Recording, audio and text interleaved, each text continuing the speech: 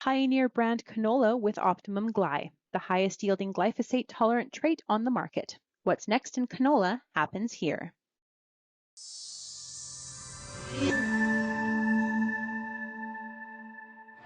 Bernard Tobin here at the Farm Progress Show, Boone, Iowa. I'm over at New Holland now, catching up with Ryan Husa. Ryan, how's it going?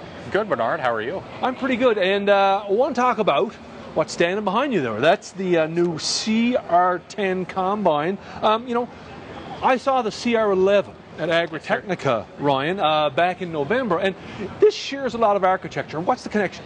Yeah, absolutely. So we are showcasing our CR10 combine here at Farm Progress Show 2024 here in Boone, Iowa, and the architecture that you saw out at Agritechnica on CR11. As far as inner workings of this machine, a lot of commonality there. We have a couple tweaks and tunes as far as a different engine, different power plant. That's going to signify our class size, being a class 9 combine, being CR10, and class 10 with our CR11. Those are the main differences there. Let's talk about some of those specs. You talked about engine size, horsepower, bushel size. What do we got? Absolutely. So CR10 behind us has a Cursor 13-liter engine, 635 horsepower. This machine that we see here has a 455 bushel grain tank. Optional will be that large 567 bushel hopper, and we'll have 4.5 bushel per second unload with CR10. CR11 is where we jump up to that 16-liter engine, have 775 horsepower, 6 bushel per second unload speed, and both of these machines, dependent on the operator, we want to make sure that we have high capacity and low loss out the back of the machine. Make sure that we can cover those acres very efficiently. Let's move around to the front of this machine. We have, 24-foot twin rollers, dynamic feed, rolling technology. Twin clean, tell us about it. Yes, sir. Yeah, starting up front, feeder to spreader, this machine is a game changer within the industry. You talk about match with feeding right up front, same with up front.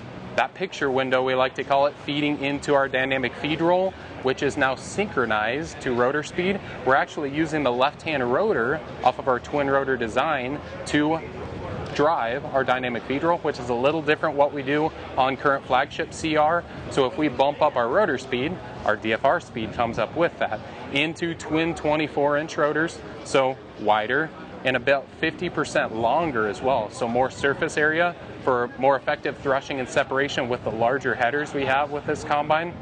We'll have 50+ foot draper headers, 16+ row corn heads. This machine, very high capacity, high throughput. So let's talk about the cab. Comfort, convenience, functionality are some of the words you throw around there. For sure. Yeah, the ultra sweet cab that we've had on the CR line since 2015. There's some commonality with the CR10 and CR11 that we have here today. But here for model year 24, we changed the seat on our flagship CR line.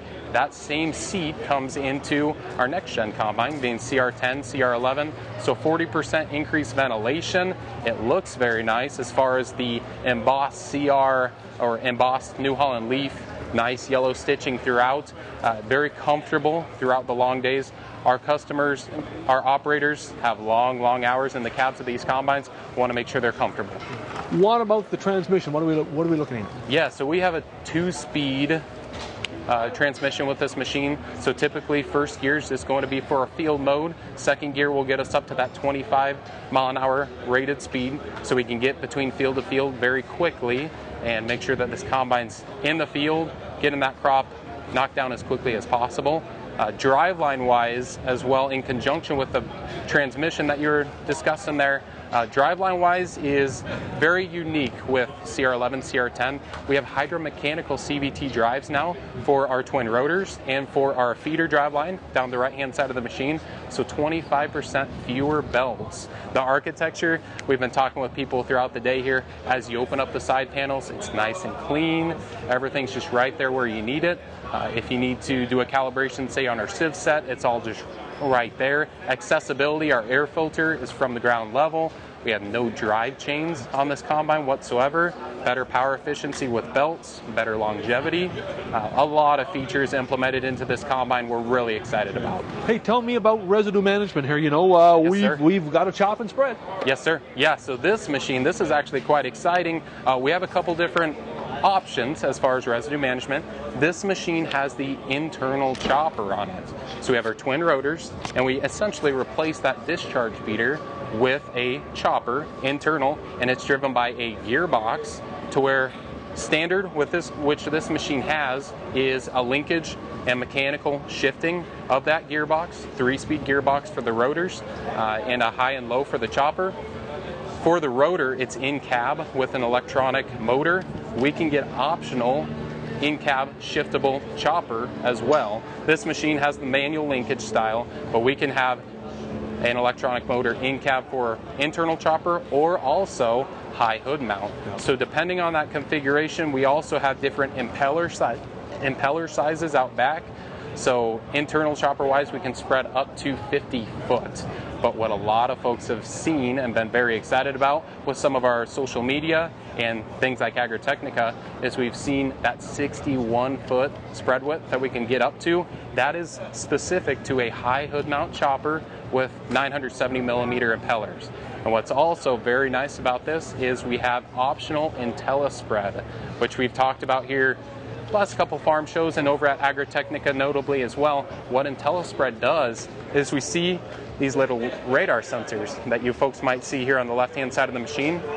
Those radar sensors, we have closed loop automation for our residue management. So that senses through the dust, through the debris. Say we have a crosswind coming from the left hand side of this machine as we're harvesting, that radar sensor is going to pick up on that and independently increase the left-hand impeller speed to compensate for that wind. We want to make sure that we have a clean, even distribution behind this combine to make it where once we come next year and start planting, it's a lot easier to plant into that because that residue has even decomposition throughout that whole header width.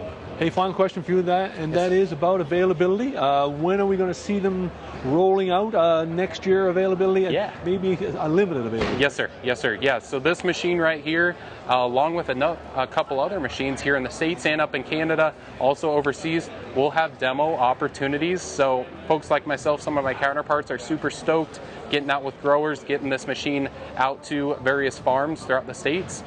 But for model year 25, we will have limited availability, and going into 2026, it will be wide open. So. Well, great stuff, Ryan. I appreciate you making some time here at Farm Progress for Real Agriculture. Bernard, appreciate your time. Thank you, sir.